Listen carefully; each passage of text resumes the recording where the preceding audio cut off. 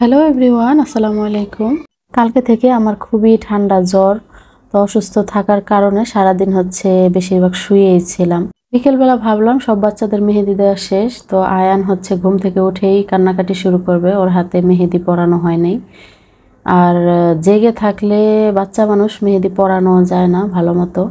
তো এই তো ঘুমে থাকতে থাকতেই মেহেদি পরাই দিলাম।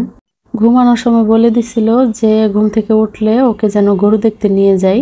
ও একা একা অনেকবারই গেছে, তবে আমার সাথে যায় নাই।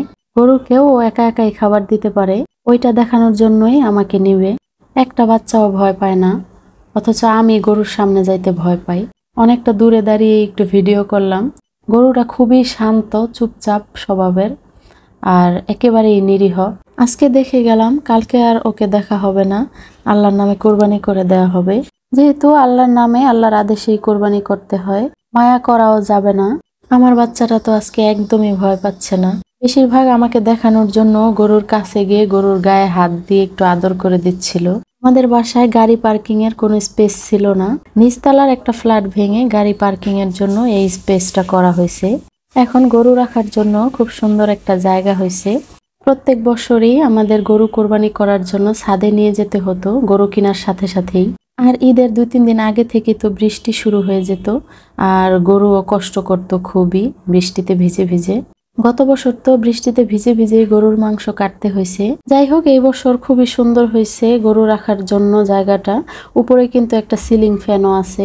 গরুর সামনে যে একটা ছবি তুলবো বা একটু আদর করে দিব, সেই সাহস আর হয় নাই। আয়ান তো খুবই ভয় পাইতো, তো ওদের সাথে এসে একা একা ভয়টা কেটে গেছে। এখন গরুর সামনে যে গরুকে ধরতেও পারে। এই তো বাসায় চলে আসলাম। তো এসেই আমার ভাগ্নি, মানে আমার ননাসের মেয়ের হাতে মেহেদি পরাই দিচ্ছিলাম। ভাবলাম একটু ভিডিও করে রাখি। এই পাশে মেহেদি পরানো শেষ হয়ে গেছে। তো এই পাশের মেহেদিটা একটু শুকানোর অপেক্ষায় আছি। লেবু আর চিনির পানি দেওয়া হচ্ছে এখন। তো এই পাশটা মোটামুটি শুকিয়ে আসলে আরেক পাশে দিয়ে দিব। শরীর অসুস্থ থাকার কারণে আমি তো মেহেদি পরলামই না। এই তো আরেক পাশও মেহেদি ডান। যেহেতু অর্গানিক মেহেদি, আরো 2 দিন আগে দিলে ভালো হতো, কালারটা খুব সুন্দর আসতো। তো এই তো ভিডিওটি ভালো লাগলে একটা লাইক দিয়ে দিবেন। সবাই ভালো থাকবেন। আল্লাহ হাফেজ।